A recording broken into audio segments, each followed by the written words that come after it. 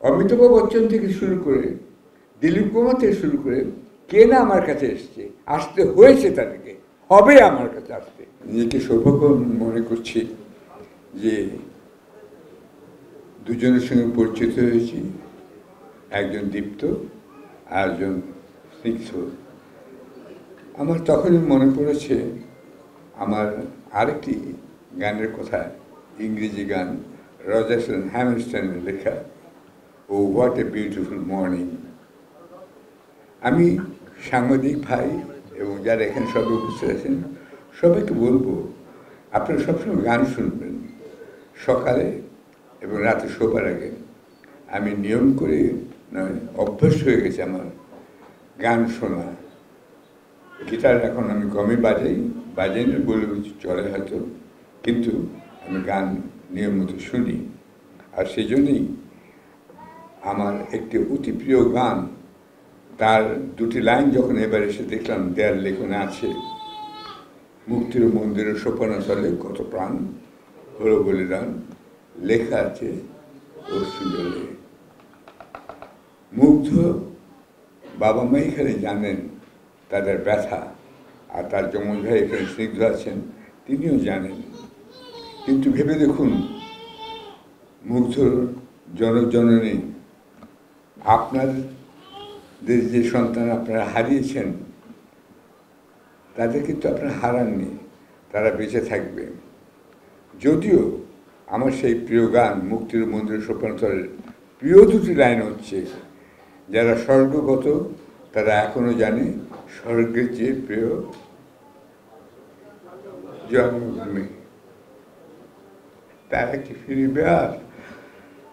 আমার পাশে যখন স্নিগ্ধর মুক্ত বসেছিল তখন আমি তাই ভাবছিলাম রজারসন হ্যামারস্টনের গানটির কথা, হোয়াট এ বিউটিফুল মর্নিং। এই স্নিগ্ধ একটি সকাল, আর কি আশ্চর্য একটি যোগাযোগ, একটি দীপ্ত ঘোষণা লন্ডনের প্রভাবশালী পত্রিকা দি ইকোনমিস্ট করেছে, বাংলাদেশ সেরা দেশ 2024 সালের। আপনারা হয়তো সবাই সেটা জানেন। এই সেরা দেশের পেছনে কন্ট্রিবিউশন আছে মুগ্ধ, স্নিগ্ধ, ওরা দুজন যমজ ভাই, মাত্র 25 বছর বয়স। স্নিগ্ধ আর ফিরবে, মুগ্ধ আর ফিরবে না, স্নিগ্ধ আছে, তার বড় ভাই দীপ্তও আছে। এই দীপ্ত যে ঘোষণা আছে দিয়েছে ইকোনমিস্ট, তার জন্য আমি সত্যি বাংলাদেশে একজন নাগরিক হিসেবে গর্বিত বোধ করি, এবং আমি যে ফিরে আসতে পেরেছি সেই জন্য আমি কৃতজ্ঞতা জানাই মুগ্ধ, স্নিগ্ধ, দীপ্ত পিতামাতাকে, এবং আরও যারা সন্তান সন্ততি হারিয়েছেন তাদেরকে। প্লাস যে কথাটি আমার পূর্ববর্তী বক্তা বলে গেছেন, যারা আহত হয়ে এখনও পূর্ণ সুস্থ হয়ে ওঠার চেষ্টা করছেন, কতখানি হবেন জানে না। আমি নিজে অ্যাকচুয়ালি বলতে চাই না নিজের কথা, তো বলতেই হবে, কেননা আমি তো আমি, আমার কথা না বলতে বুঝবেন না যাবে কি। আমার নিজের বাম কান এবং বাম চোখ চলে গেছে, অর্থাৎ আমি এখন এক চোখে সাংবাদিক হয়ে গেছি সরকার কল্যাণে, বিগত সরকার শাসনের কল্যাণে। আমাকে যখন সলিটারি কনফাইনমেন্টে রাখা হয়েছিল 1 মাস, তখন আমার ব্রেন স্ট্রোক হয়েছিল। সেটার পরবর্তী ফল হচ্ছে এই, যেটা লন্ডনে নির্ধারিত করে বলা হয়েছে, যে জন্য আমার প্রতি 3 মাস পরপর লন্ডনে ফিরে যেতে আমার উপর আদেশ আছে। যদিও আমি যাইনি, কারণ আমি চেয়েছি যে পত্রিকাটার সঙ্গে আমি 40 বছর যাবৎ সম্পৃক্ত ছিলাম বা ছিলাম না, অর্থাৎ জায়জা দিন সাপ্তাহিক, জায়জা দিন দৈনিক, জায়জা দিন প্রতিদিন, এবং আরেকটা সাপ্তাহিক মৌচাকি দিন। আমার দায়িত্ব সেটা বের করার জন্য। একটা কথা মনে রাখতে হবে যে আমি কিন্তু আমার জীবনে বলছি, কিছু মাইন্ড করবেন না আপনারা, শুনলে আমি কিন্তু খুশি হব, কারণ এখান থেকে সাংবাদিকদের অনেক কিছু শেখার আছে। আমি ক্লাস 10 থেকেই কিন্তু কাগজ বের করি, অর্থাৎ অনেকে বলে না বাই চান্স সম্পাদক, আমি কিন্তু বাই চান্স নয়। যারা বলে তাদেরই কিন্তু অনেকে বাই চান্স সম্পাদক, তারা রাজনৈতিক দলের নেতা বা কোনো পার্টির প্রধানমন্ত্রী, মুখ্যমন্ত্রী, অর্থমন্ত্রী ও বিদেশমন্ত্রী হওয়ার কথা ছিল, তারা সেখানে হতে পারেনি বলেই সাংবাদিকতায় চলে এসেছেন। আর এর জন্যই আছে কয়েকটি আমি সাজেশন দেব। সম্মানিত অতিথি যিনি, যার সঙ্গে লন্ডনে আমার পরিচয় ছিল, আমি অত্যন্ত সুখী হয়েছি যখন জানলাম যে তার নাম এই সংস্কার কমিশনে দেয়া হয়েছে। আমি ভাবতেও পারিনি তাকে নির্বাচিত করা হবে। তার সঙ্গে আমার মাঝে মাঝে কথা হতো। তিনি পার্কে প্রায় স্বাস্থ্য অন্বেষণে যেতেন এবং সেখান থেকে ফোন করতেন, বা আমি তাকে বাইরে থেকে ফোন করতাম লন্ডনে। গত 8 বছরে তিনি একটি ভার নিয়েছেন, অত্যন্ত গুরুদায়িত্ব। তার সঙ্গে আপনারা সবাই সহযোগিতা করবেন সর্বাত্মকভাবে, এটাই আমার আশা, এবং তিনি সফল হবেন সেটাই আমার আশা।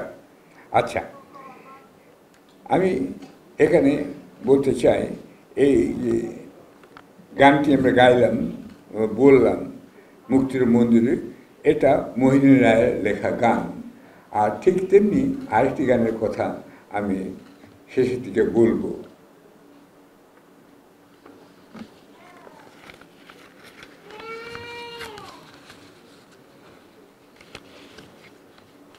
তার ছবি আমি নিয়ে এসেছি, সলিল চৌধুরী। তিনি আমার, বলতে পারেন যে আমার অনেক অনুভূতি এবং প্রভাবের স্রষ্টা বা অনুপ্রেরণা। এটি আমারই বাড়িতে লন্ডনে তোলা ছবি, কেননা তার অনেক গান তিনি নিজে হয়তো ভুলে গেছিলেন, আমার কিন্তু মুখস্থ ছিল। তাকে যখন বলেছিলাম সে কিন্তু অবাক হয়ে গিয়েছিল। এবং আমার বাড়িতে তিনি বলছেন, তোমার বাড়িতে একটা পুরো রাত কাটাতে চাই, সেটা কিন্তু সেই ছবি। এরকম আরও অনেক ছবি আপনাদের দেখাতে পারি, কিন্তু আজকে দেখাবো না, পরে বলবো তার কথা। এখন আমি এখানে সম্মানিত যে সদস্য আছেন তার প্রতি কয়েকটা অনুরোধ করতে চাই। তিনি যেন সেটা রক্ষা করার চেষ্টা করবেন, সেটা আমার আশা আছে। এক নম্বর, আমাদের নিউজ পেপারগুলো বা সম্প্রচার, এগুলোর মালিক কারা এটা খুঁজে বের করতে হবে। প্রকৃত মালিক কারা, কেন তারা মালিক হয়েছেন। আমি একজন খুব বড় টিভি মালিককে জানি। তিনি হঠাৎ আমার বাড়িতে এসে হাজির হন। তিনি আমাকে বলেন, তিনি জার্মানিতে অনেক পয়সা করেছেন, কিন্তু তিনি বিকেলবেলা পার্কে যেতেন বেড়াতে, গিয়ে দেখতেন যে বয়স্ক লোকরা আপনার চানা ছোলা ছিটিয়ে দিচ্ছে, কবুতরগুলো খাচ্ছে, যে টুকটাক খাচ্ছে। তো আমি তার সঙ্গে আপনার দেশে ফিরে আসার সম্পর্কটা কি? তখন বললো যে, দেখুন, আমিও ভাবলাম, আমি তো জার্মানিতে টাকা করেছি, কিন্তু এই প্রবীণ বয়সে বা বৃদ্ধ বয়সে আমাকে কিন্তু এই ছোলা খাওয়াতে হবে কবুতরদেরকে। আমি তো দেশের মানুষের সঙ্গে থাকতে পারবো না, সেই জন্য আমি দেশে ফিরে যা মনস্থ করি।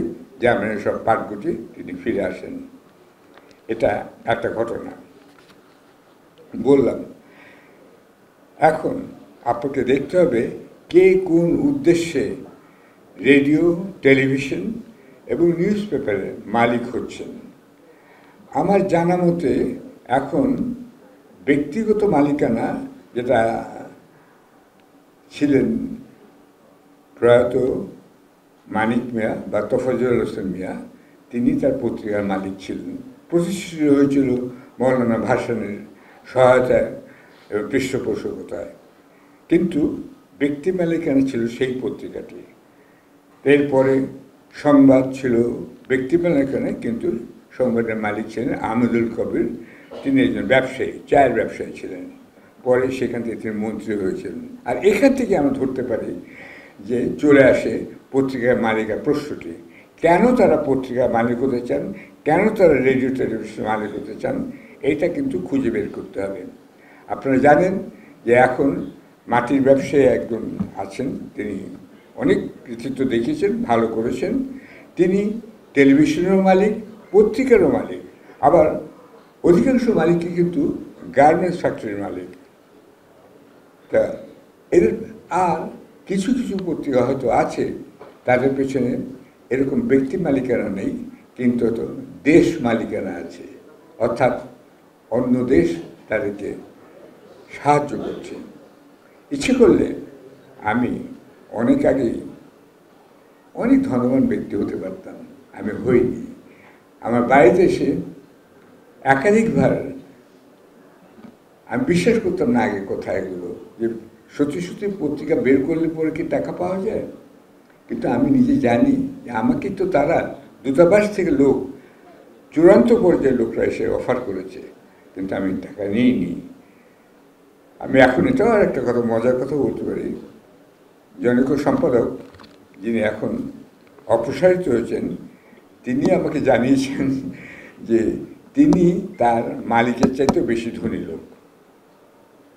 কারণ সেই মালিকের সব টাকা প্রথম সপ্তাহের মধ্যেই কিন্তু তার বাড়ি থেকে দেশে এবং বিদেশে নিয়ে যাওয়া হচ্ছে এবং তার পরিবারের উপর নিষেধাজ্ঞা আরোপিত হয়েছে। এই মালিককে আমি একটি কারণে শ্রদ্ধা করি, কারণ তিনি বড় বড় প্রজেক্ট করেছেন এবং দেশকে বড় ভিশন দিয়েছেন তিনি, এই জন্য তাকে কিন্তু আমি পছন্দ করি। তিনি পত্রিকা ব্যবসা করছেন ঢাল হিসেবে, যাতে তিনি ওই প্রজেক্টগুলো করতে পারেন। আমি দেখতে চাই যারা ব্যবসা করে পত্রিকায় ঢাল হিসেবে ব্যবহার করছেন, অন্তত সেই মালিকের মতন তারা বড় কিছু করুন। আমি ব্যক্তিগতভাবে ব্যবসায়ীদের সঙ্গে আমার কাজ করতে চাই। আমি একজন চার্টার্ড অ্যাকাউন্টেন্টেরও, বাই দ্য ওয়ে। আচ্ছা, আমি জহুরুল ইসলামে যখন উনি আমাকে আমি ইন্টারকন্টিনেন্টাল জেনারেল ম্যানেজার ছিলাম যখন মুক্তিযুদ্ধ বেড়ে যায়। আচ্ছা, তখন উনি আমাকে রিকোয়েস্ট করলেন মুক্তিযুদ্ধের পরে যে ওনার প্রতিষ্ঠান যেন আমি ইন্টারন্যাশনাল স্টাইলে গড়ে দিই। তা আমি গিয়েছিলাম তার সঙ্গে যোগ দিতে, একটি শর্তে, যে আপনি ব্যবসা করছেন টাকার জন্য, কিন্তু আমি জয়েন করবো আপনার সঙ্গে অন্য কারণে। আপনি দেশে হাসপাতাল বানাবেন, আপনার নিজে কী করছেন, টাকা দিয়ে কী করবেন। তিনি কিশোরগঞ্জে একটা হাসপাতাল বানিয়ে গেছেন জহুরুল ইসলাম, আর এখানে ভিকারুননিসা স্কুলের পাশে মনোরা হাসপাতাল তার। আচ্ছা, তা এখন এই যে ভদ্রলোকটি এখানে আছেন, তাকে কিন্তু বের করতে হবে। এরা পত্রিকা কেন বের করে? এরা যদি পত্রিকা বের করে, টেলিভিশন করে, টাকা পয়সা করার জন্য, নিছক টাকারই জন্য, ব্যবসার জন্য, ঢাল হিসেবে সরকারের বিরুদ্ধে প্রোটেস্ট করার জন্য এবং অন্য সাংবাদিকদের বিরুদ্ধে নিজেদের প্রোটেস্ট করার জন্য, ধরুন দুটি সংবাদপত্র আছে, তাদের বিরুদ্ধে প্রোটেস্ট করার জন্য আবার আরও 3টি সংবাদপত্র বের করতে হবে, এরকমও আছে। তাই যদি হয়, নিজেদের মধ্যে কিন্তু রেসে এসেছে। আর এখান থেকে কিন্তু পত্রিকায় যারা কাজ করেন তাদের একটি তাদের সম্পর্কে খুবই লজ্জাকর, একটি লজ্জাস্কর বলছি না, এখানে অনেকে লজ্জাস্কর বলে ভুল লেগে না, লজ্জাকর জিনিসটা প্রয়োগ করা হয়। অর্থাৎ সাংবাদিকরা লয়াকার ল, এই তো আমি উচ্চারণ করলাম না পুরোটা, আপনারা বুঝতেই পারছেন আমি কি বলছি। আচ্ছা, এটা তারা, আমার দুঃখ লাগে, আমি নিজে কেন সাংবাদিকতে চলে গেছি সেটা বুঝতে হবে। আমার বাবা সাইদুর রহমান যিনি ছিলেন, তিনি ডাবল ফার্স্ট ফিলোসফিতে ছিলেন, কিন্তু ভাষা আন্দোলনের সময় তিনি ছাত্রদেরকে ঢাকা কলেজে তিনি ছিলেন, তিনি অনেক সাহায্য করেছিলেন বিভিন্নভাবে। তখন ওই যে ফটোসেট মেশিন ছিল না, ওইখানে একটা জিনিস আপনি মনে করবেন, আপনার ভাষা আন্দোলন ভাবতেই 52 ভাবেন, আসলে ভাষা আন্দোলন আমি বলি 54। আমি আমার বক্তব্য দীর্ঘায়িত করছি, কিছু মাইন্ড করবেন না। আচ্ছা, এটা মনে করুন যে আজকে একটি সুন্দর সকালে, স্নিগ্ধ সকালে আমরা গল্প করছি। আচ্ছা, সেখানে দেখলাম যে আমার বাবাকে ওরা রাতারাতি বদলি করে দিল সিলেটে এমসি কলেজে। বাই দ্য ওয়ে, বাংলাদেশে কিন্তু আবার বাংলা নাম যাকে বলা হয় বা হিন্দু নাম যাকে বলা হয়, সেসবগুলো কিন্তু আমরা আবার এমসি কলেজ বলি, এম কলেজ বলি, আর কে মিশন রোড বলি। কেন যে এই নামগুলোকে ওভাবে বলা হয় আমি কোনোদিন খুঁজে পাইনি, কিন্তু আমরা তাই বলি। কিন্তু যাই হোক, আমার বাবা এমসি কলেজ ওরফে মুরারি চাঁদ কলেজে সিলেটে চলে যেতে বাধ্য হলেন এক রাতের মধ্যে 4টি ছোট সন্তানকে ফেলে। আমার মা অত্যন্ত তাকে কষ্ট করে চালাতে হয়েছিল সংসার। আমরা সরকারি নির্যাতনের সঙ্গে সেই প্রথম মহব্বত বা প্রথম মোলাকাত হলো সেই বয়সেই। এবং আমি তখনই ঠিক করেছিলাম আমি যদি কখনো লেখালেখি করি, আমি করবই, সাংবাদিকতা করবই। সরকারি চাকরি করলে কী হয় সেটা আমি দেখলাম আমার বাবার পরিণতি থেকে। আমি তখন চিন্তা করি যে আমাকে বিবিধ গুণ অর্জন করতে হবে। তাই আজকে যাদেরকে দয়াকার লয়াকার ল বলতে হয় তাদেরকে কিন্তু আমি দোষারোপ করি না, কারণ তাদের একটি গুণ আছে যে তারা সংবাদপত্রে বা টেলিভিশনে বা রেডিওতে লেখালেখি বা বলাবলি করতে পারেন। কিন্তু একটি গুণ থাকলে হবে না। আমার গর্ব করার কিছু নেই, আমার বয়স 90 বছর বয়স হয়ে গেছে, সার্টিফিকেটে অবশ্য 88, আর 90 বছর বয়স হয়েছে বলে বারবার আমাকে বসে বলা হচ্ছিল, কিন্তু আমি সেই চ্যালেঞ্জ একটু দাঁড়িয়েই বলছি। আচ্ছা, তো তখন আমি বুঝি যে সাংবাদিকদের হতে হলে বা লেখালেখিতে স্বাধীনতা রাখতে হলে যে স্বাধীনতার কথা বারবার বলা হচ্ছে, স্বাধীনতা রক্ষা করার দায়িত্ব কিন্তু আপনাদের নিজেদেরই, সাংবাদিকদেরই। সলিল চৌধুরীর একটি গান আছে, বললাম তো তার সব গানই আপনার মুখস্থ আমার। আচ্ছা, তো অধিকার কেড়ে নিতে হবে, এটা মনে রাখতে হবে। তো স্বাধীনতাও কিন্তু অর্জন করতে হবে সাংবাদিকদের, একাধিক গুণ তাদের আয়ত্ত করতে হবে। আমি সগর্বে বলতে পারি যে আমি যদি আজকে এখান থেকে আমাকে বিদায় দেওয়া হয়, তিনবার আমাকে দেশ ছাড়তে হয়েছে। একবার মুক্তিযুদ্ধের সময় জুন মাসে, আরেকবার এরশাদের সময় অগাস্ট 86-তে, আর এবার আমাকে 1997 2007-এ ছাড়তে হচ্ছে, 2017-তে আচ্ছা দেশ ছাড়তে হয়েছিল। আচ্ছা, যাই হোক, আপনাদের যদি সাংবাদিকদের উচিত হবে লক্ষ্য রাখা, যদি এই চাকরি চলে যায় তাহলে ওই চাকরি যেন আমি করতে পারি। কেন মাসের শেষে আপনার ছেলে মেয়ে এবং আপনার স্ত্রীর জন্য আপনাকে টাকা রোজগার করতেই হবে। আর এখানে যেটা হচ্ছে, যদি সাংবাদিক করতে গিয়ে এটা লেখা আছে ঝুঁকিপূর্ণ একটা পেশা, সত্যিই ঝুঁকিপূর্ণ, কিন্তু সেই ঝুঁকিটা প্রচারিত হয় শুধু সম্পাদকের নামে। অর্থাৎ ধরা যাক মাহমুদুর রহমান, তিনি এখন একজন হিরো, তাই না?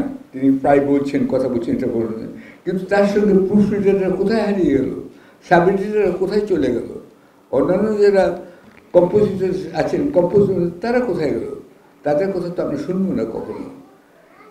সুতরাং মনে রাখতে হবে, একটি পত্রিকা কিন্তু একটি সম্মিলিত প্রচেষ্টা, যৌথ প্রচেষ্টার ফলাফল, তবেই একটা পত্রিকা ভালো হতে পারে। আমার জায়গাদিনে কিন্তু সাপ্তাহিকে আমরা অত্যন্ত 4-5 জন ঘনিষ্ঠ ছিল, সব মিলে 10-12 জন আমরা ছিলাম, কিন্তু আমরা সবাইকে কিন্তু ঘনিষ্ঠভাবে বিবেচনা করতাম, কেউ কারো ওপর নিচে হলে বিবেচনা করতাম না।